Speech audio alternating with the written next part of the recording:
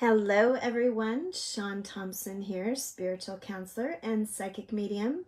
I am so glad that you are joining me for the messenger today. For those of you who are new, welcome. For those of you who are already subscribed and follow, we have a great topic today. I appreciate all of you being patient as I did move this edition of the messenger from last Friday to today because I was traveling and I wanted to make sure that I had good service because I have a lot of great messages to deliver to all of you today. So today's topic is a really powerful one, and the reason why I chose to ask y'all the question, if you had a chance to ask God one question, what would it be? Is because a lot of people who have not had an out-of-body experience or near-death experience or feel disconnected from the spiritual realm have a lot of questions that they want answers to. And because I have had an experience of crossing over back in 2006, I wanted to share all the insight that was shown to me when I crossed over, because it delivers a lot of reassurance, a lot of understanding and insight into the many questions that y'all posted in the comment section. So if you are here today, welcome.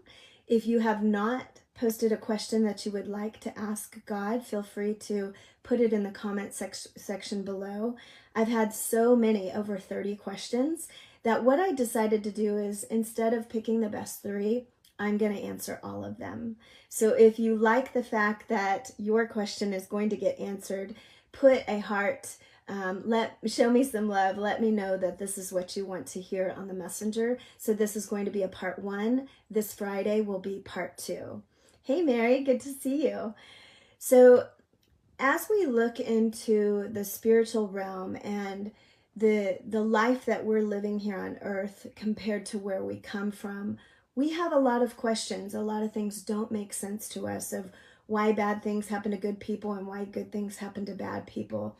And I think we believe that if we had some reassurance or some answers, some guidance, some insight, it would make going through all these trials and tribulations a little bit easier, knowing that there is a reason why we go through things.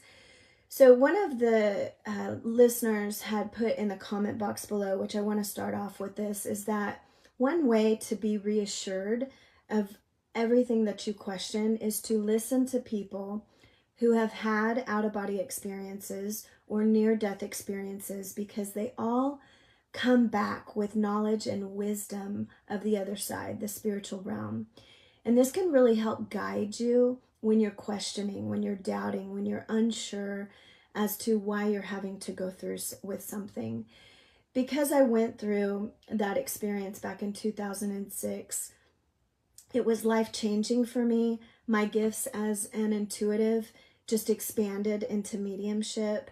And through the thousands of readings that I've done, there are certain answers that come through that provide so much relief and closure and understanding, that this is why I created the messenger and why I pick topics to share with you, so that I could give you that inside scoop. So if you're here, good to see you, Doris. If you're here, make sure that you like, follow, and subscribe, because I would love to have you as part of my community, and you can help me spread the message to even more. So let's go ahead and get into the first question. The first question was by Sharon, and wow, it was powerful. This was her question. And I want to mention that I am tuning in and I am channeling the answers for you. I have taken the time ahead of time to read the answer, sit in meditation, and channel as well. So you're gonna see me looking at my notebook because I jotted down important insights. But as I am talking about your question and sharing that answer with you, it's going to resonate for many people. So if you can claim the answer and it helps you, claim it, because it's not just for Sharon. She was just, let's say, the catalyst to bring this question up. So, hey Bernadette, good to see you here, honey. Okay, so Sharon's question is, how will I know that you have forgiven me? This was an absolute powerful question, especially for me, because when I crossed over and I had my out-of-body experience, I was raised as an Italian Catholic, and so guilt and pressure to do the right thing and to always choose the highest road, and the hellfire damnation of being a sinner was really hard for me to move past, especially when I crossed over into the light, because the first thing I did was drop to my knees, and I did not feel worthy of being in front of God. Okay, I mean, Jesus, the ascended masters, the angels, God was there when I crossed over, and the first thing I did was drop to my knees, put my head down, and not feel worthy. And the first thing that all of them did is they lifted my head, they lifted me up, and they said, this is not what this realm is about. It doesn't matter what you have done while you're walking in earth. You are walking in lesson. All of it is forgiven. And the biggest message from that, Sharon, was that it's not that God and your spiritual team has to forgive you. There's no need for forgiveness on the other side, because it's all planned and your soul is divine and it's perfect. Where forgiveness comes into play is when you're walking on earth and you have to forgive yourself. You have to forgive another for something that was done to you. That is where forgiveness really comes into play. So when you ask that question, I want you to ask that to you, okay? So let's rephrase that question. How will I know that you have forgiven me? I want you to rephrase it as, how will I know when I've forgiven myself, or when I have forgiven another for what they've done to me? You'll know. And that is part of your purpose in walking through these earthly lessons, is for you to tap into your divinity, your God source, who you were created from. Channel that power of forgiveness that has already been given to you. Channel it and forgive yourself, and try your hardest to forgive another when they wrong you, okay? You, on the other hand, have already been forgiven, because are you ready? You have done no wrong, okay? You, as an earthly incarnate, are walking in lesson. You're learning. You're trying to tap into your own divinity, that perfectionist source inside of you. And that's your goal. That's your mission. That's your purpose this lifetime. And they know that you're fallible. They know that you're going to be weak, that you're going to give into temptation, that your ego is going to trump your heart center. They know that, okay? And they know how hard that is. And they're willing to support you and love you through it. So there's no need for forgiveness. You chose to walk this path for soul development, and that's honored. Okay? So the forgiveness that you're seeking is that judgment that you have on yourself, or the judgment that you have on another who has wronged you.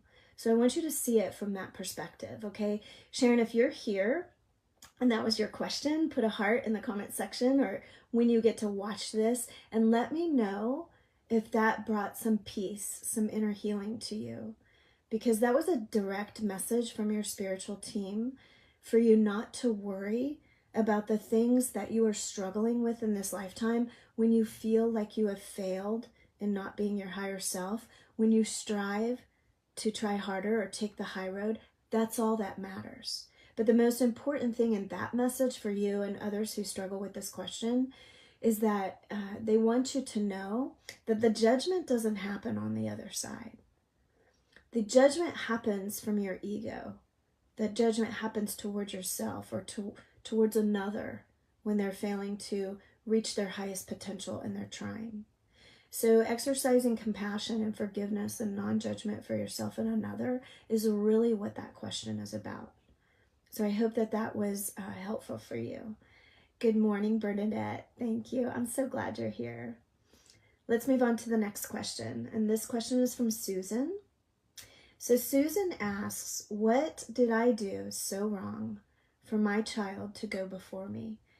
This one really hit at my soul, because I have done hundreds of readings of parents who have lost their children, and they really struggle with understanding why God would take their child before them, why God would take their child anyway, why God would take their child in such a traumatic way. And these are all very legitimate questions.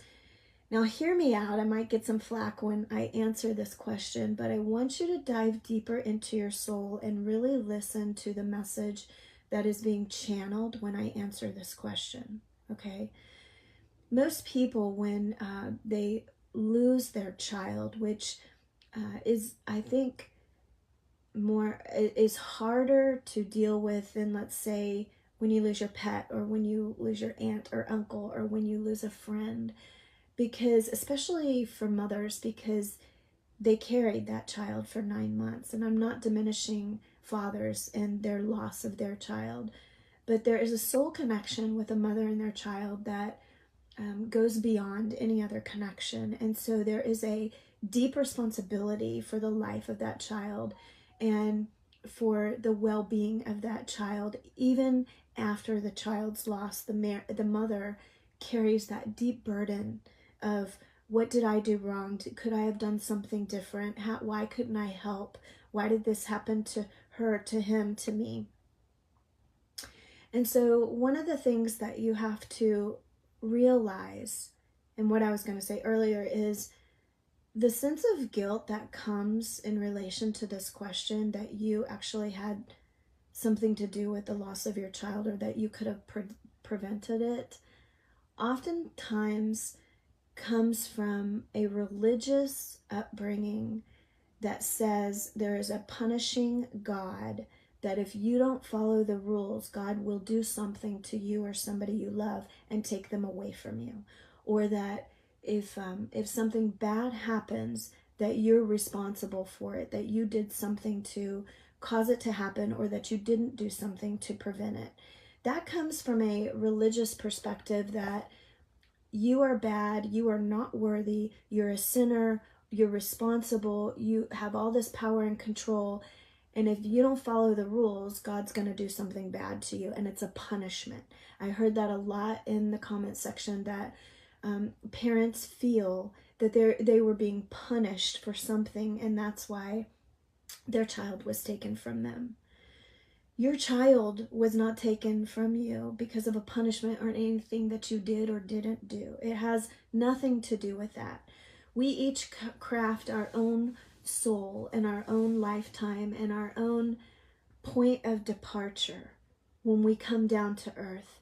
And usually those points of departure, meaning the death moment, the time that a soul chooses to check out, is correlated with a life lesson that that soul has either completed or is taken part of in teaching the other people in their soul group that they've incarnated with.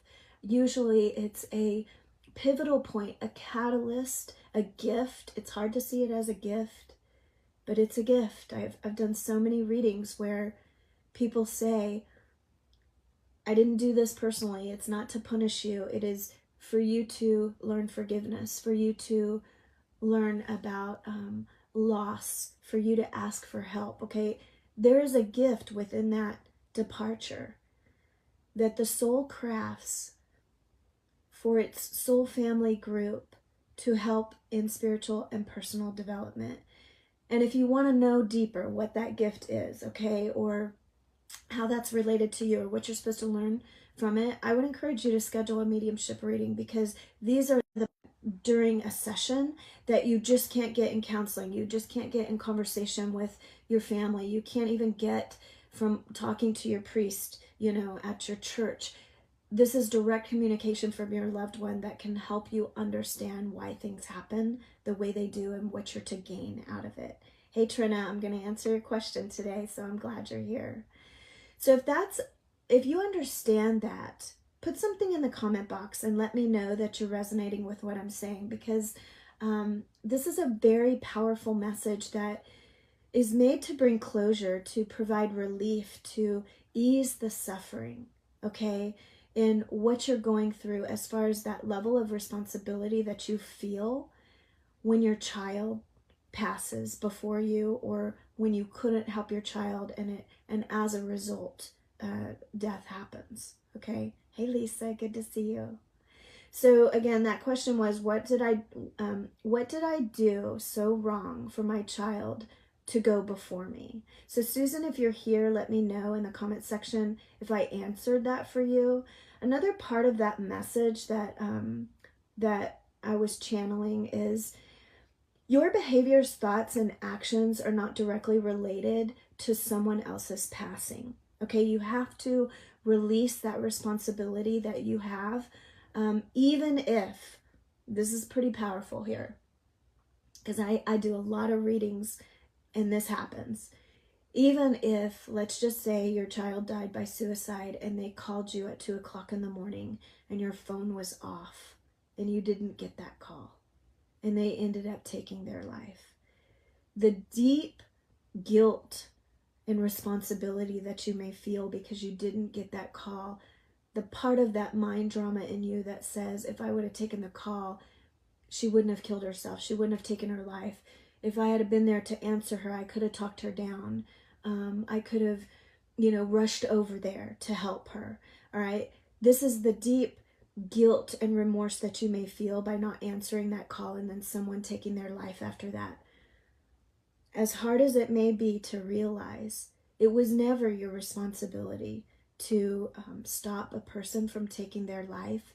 I promise you that if they're going to do it, they're going to do it. It's written in their contract. It's something that they have come here to try and trump this lifetime. They've probably had many lifetimes where they had taken their life and they didn't reach the soul development that they wanted. And trust me, when they're crafting that lifetime and you're part of that soul group, part of your lesson comes in to be able to offer forgiveness for yourself for beating yourself up and not being able to stop that person from taking their life. This is a huge soul contract lesson that only family members that incarnate over and over again would choose to bring that into a lifetime. So this is a subject that I could go on forever and ever, but I want to be able to get to the other questions. But I will tell you this, if you have ever been in that situation where your guilt is so strong because you feel a responsibility of someone taking their life or, an accident that may have happened that you feel punished for, schedule that session with me and let's dive a little deeper, because you're not here for punishment. You're not here for suffering. All right. But the mind, the ego, can lead you down that rabbit hole and you will miss the lesson in the action that happened if you sit in that mentality of feeling that you're being punished or that you're bad or not worthy. Your soul's purpose is to figure out how to move through that issue, tap into your divinity and understand that this is for your own soul's development. It's not a punishment. Okay, Susan, I hope that answered your question. Let's move on to Teresa's question. Hey, Shelly, good to see you. Trina says, I'm still wanting to know why Kenny was taken. It's been almost 4 years, so I understand it happened for a reason, but I can't see why yet. Yes, we're going to dive into your question here in just a minute, Trina, so hang tight. So Teresa says, how can you still love me knowing me from head to toe and inside and out? Oh, this one was liked by many. Many people want to know the answer to this question. And this is what came through when I sat with this question in meditation. And Spirit wants you to know, Teresa, and everybody else who has this question, that it is because God knows you from head to toe and you were made in an image of God's essence that you are loved. All right? The part of you that God loves is not your human part. It's not your consciousness. It's not your fallacy. It's not your mistakes that you're making. It's not your behavior, your thoughts, your actions. It's your soul. Okay? That's the part that God loves. That's the part that embraces you and holds you and is rooting for you as you walk in lesson in this dualistic world and your ego is in the driver's seat. The part of you that God loves is the part of you that takes the high road. the part of you that trumps your egoic self, the part of you that goes back and apologizes, the part of you that does a kind act behind the scenes where no one knows about. Those are far more valuable, those traits, those aspects of you, those actions, those are far more valuable than anything wrong your egoic self can do. Okay? So I hope that's resonating with you. Charlene, it's good to see you. So when you think of how unworthy you may feel, okay, of how judged you may feel when you did something wrong or didn't choose higher or you're unable to forgive, those are all human aspects that your soul has come down to try and move through and rise higher. And your soul, which is connected to Source, to God, your divinity, is trying to express its authentic self every time you choose higher. Okay, and that's the part that God loves in you and is waiting for you to step up, to level up, and to say, yeah, I am worthy and this is what I'm made of. There's no judgment in the process though, okay? That's only coming from your ego. It's coming from religious upbringing. It's coming from your circle of people in society that don't honor how hard you're trying. Everybody's trying hard. We're all trying to be the best version of ourselves, but it's hard. It's hard when things are done to us or when things are unfair for us to put our best foot forward, and then we tend to judge ourselves if we didn't act in the highest accord. Hey, Julie, good to see you, my friend. So, Teresa, if you're here and I answered your question, let me know. I hope that was helpful. And for any of those of you who did not ask a question and you would like for me to answer it, I am going to be doing a part 2 on Friday. So put your question in the comment box and I will definitely acknowledge it and get to that next week. So the next question I have is from Christy. So Christy says, will all of my family be there when I transition? And the answer to this question is absolutely yes. And one of the things that came through when I was sitting in meditation to answer this question was a reminder to let you know that 2 things. Even the people, the family members that you didn't remember, you were too young, they passed before you, are going to be there to meet you. Okay, your whole lineage is there for that homecoming. The other thing that was pretty powerful is even the people that you didn't like, okay, or that you did wrong by, or that you weren't talking to when you died or they died, they will be there. You have to remember that on the other side, everything is perfect. Everything is water under the bridge. Every person and acquaintance and family member that you liked, didn't like, that wronged you, that you wronged, they all show up at your homecoming. Okay, because there is no ego on the other side. There is only love, only unconditional love. And they, because they have walked before you, know how hard it is to be human, and they know how hard it is to forgive and let go and surrender and be kind. They know. And they're there at your homecoming to welcome you across into the light, to remind you how proud they are of you for taking the journey of incarnation and going through all of the hardships that you have had to go through as well as them. So I hope that was helping. Hey, June, I love your name, June. I hope that was helpful, Christy, for you to understand that even the ones you think won't be there will be there, and they will bring you into the light with the highest unconditional love. And all of your worries and fears, this is one thing that I've seen in many readings I was shown in the crossing, when you cross, there is a moment, and this is kind of why you hear people say it takes 3 days for a person to cross over. When you're crossing over, you've got all of these traumas and all of these guilts and experiences and things that have hurt you or made it hard for you to trust the process, or walk in unconditional love. You've got all these things like mud splatters on your soul, and when it's time to cross over, you have to be washed of all of that. You have to be healed from all of that. You have to be released from all of that, okay? And once that happens, you are free to ascend into the spiritual realm and plan your next incarnation. And the reason why all of your family members and friends, even the ones you think that wouldn't be there, ancestors that you have never met, the reason why they show up at your homecoming is so that you can feel so much love from them and feel your worth, that you actually allow all these traumas and pains and hurts to be released so that you can step into the light. That's why the homecoming for the soul is one of the most powerful and enlightening experiences that happens when a soul is getting ready to cross. And it's so powerful that when you get there in that moment, you can't say no.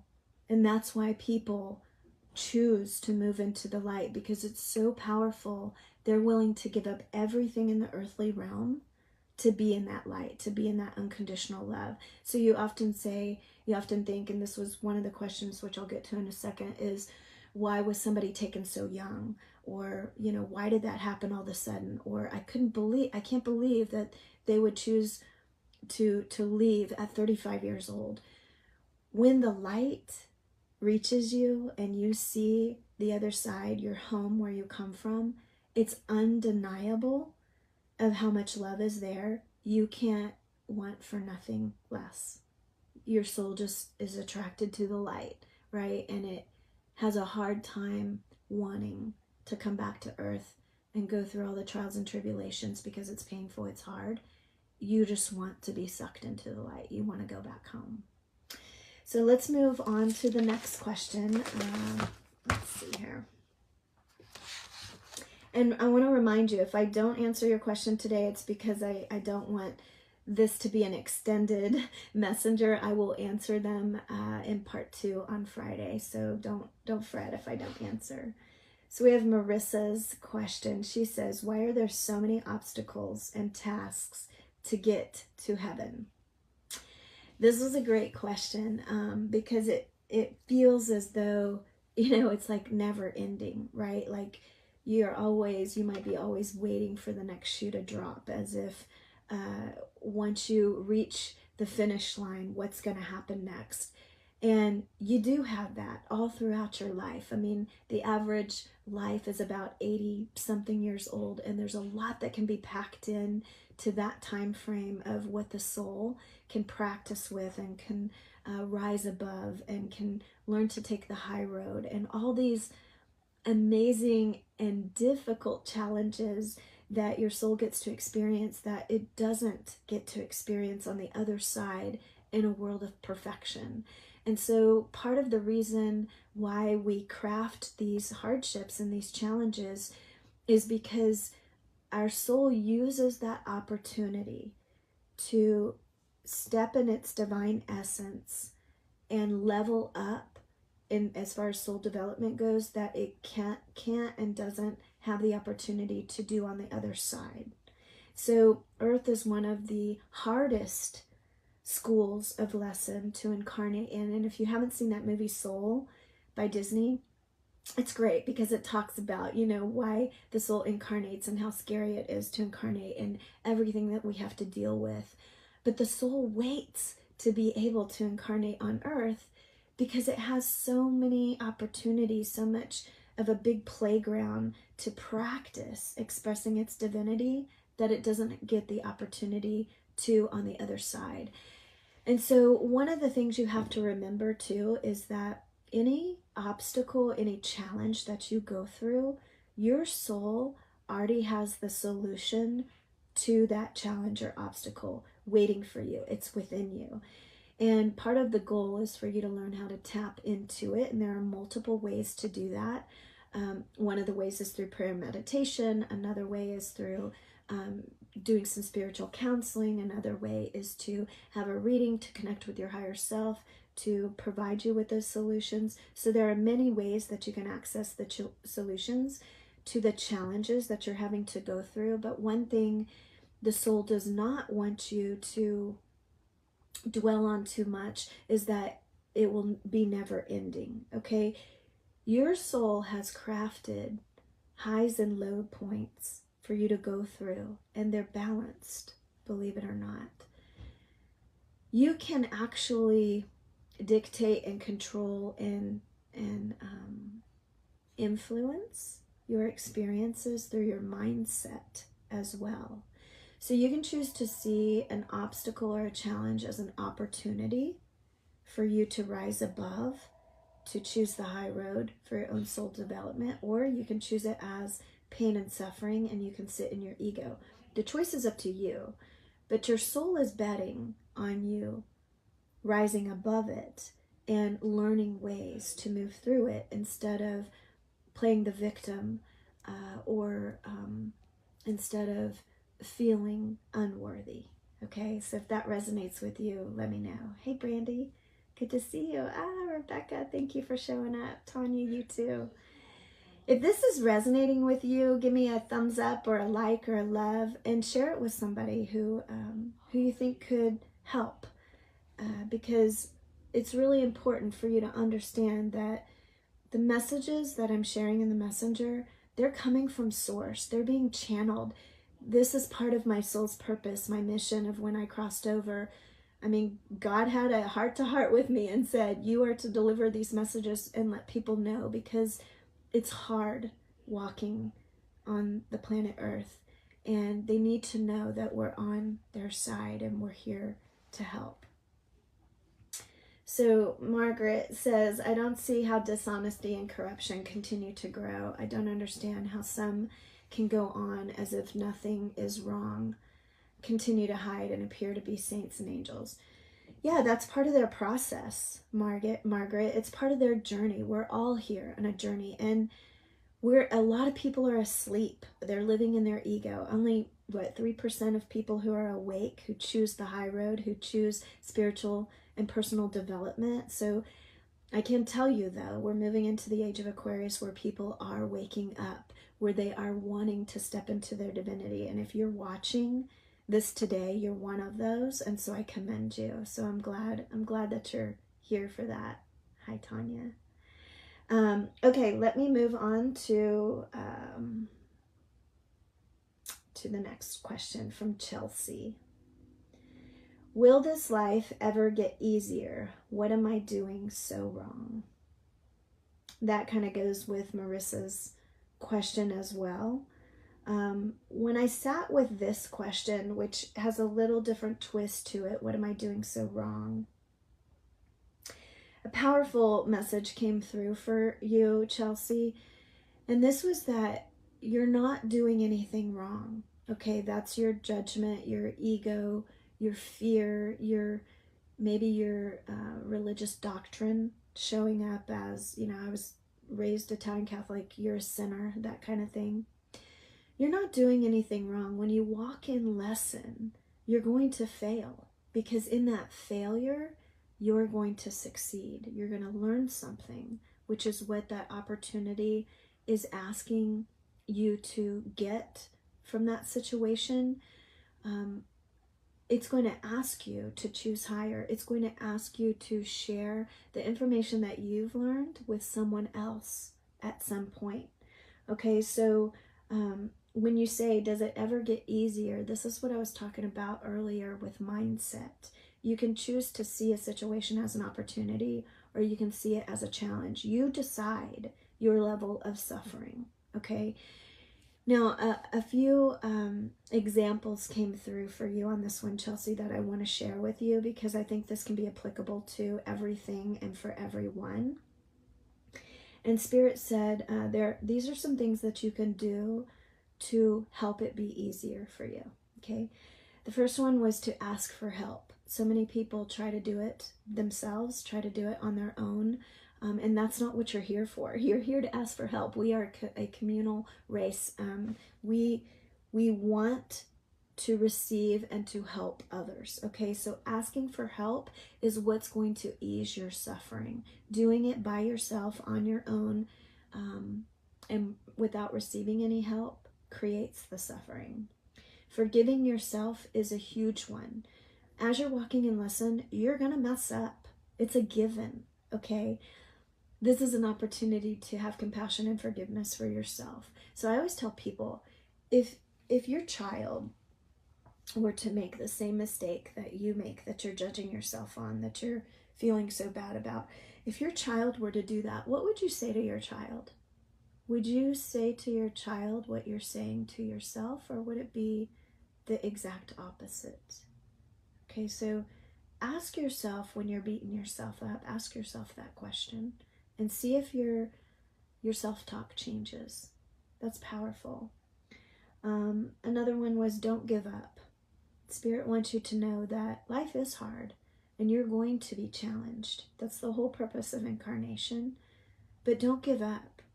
It's not, the solution is within you, but if you ask for help, if you have compassion, if you forgive yourself, those are the points that will move you through the moment until the next obstacle arises. Have you heard that saying, this too shall pass?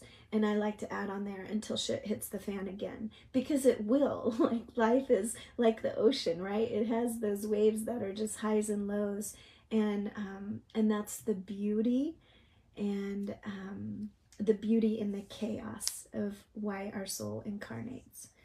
And the other one was, help yourself. Okay, you're not here to suffer, but you're not here to not do anything to help yourself either. Have you heard that story where the guy's drowning and he says, oh, God will help me, I'll be fine, and the kayaker comes by and tries to throw him a life raft, and he says, no, God's gonna help me.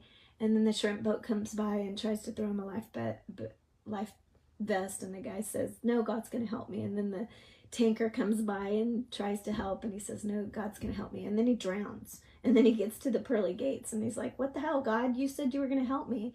And God said, well, do you know how I had to move mountains to get those 3 people to come by and offer you help? So think of that when you're struggling and when you're in pain, if you're depressed, if you're dealing with loss and grief. How are you helping yourself? Are you working with a counselor or a mentor? Are you telling someone who says, how can I help you, what they can do for you? Are you working through your depression? Are you sitting in prayer and meditation? What are you doing to help yourself? So I hope that was helpful, Chelsea, in your question of why does life ever get easier, and what am I doing so wrong? There's a lot of information tucked away in that for you. So I'm going to ask one more question. I'm going to answer one more question, and this one is for Trina. And remember, if I did not answer your question, I'm going to do another series on Friday, so be sure to show up. And this question Trina asks is it wrong for me to be angry with you for taking my son before me and in such a traumatic way?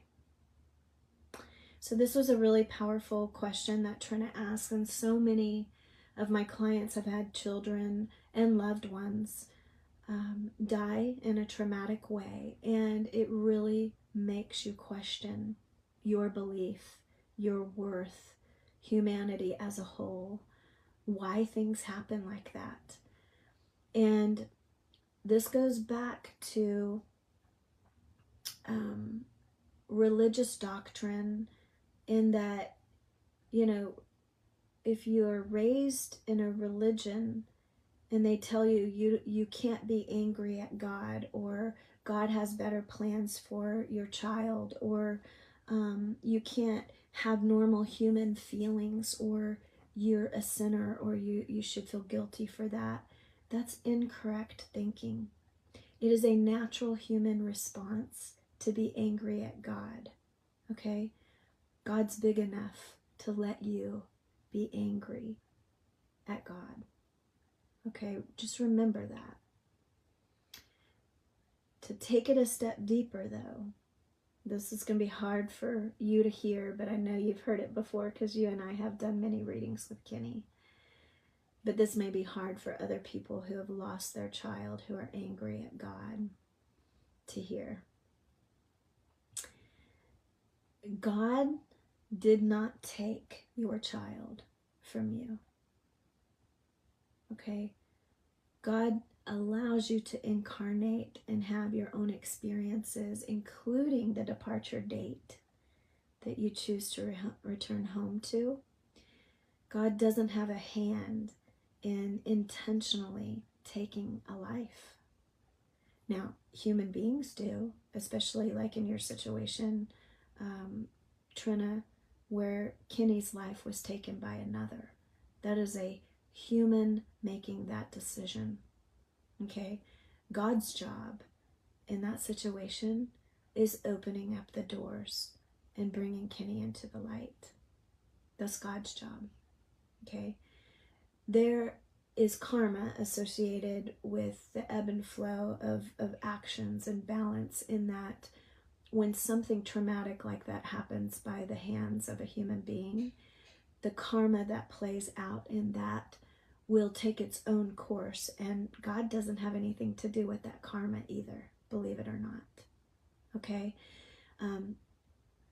Justice is served in a way that each soul will have to learn and experience its own actions that it took during the course of walking on earth.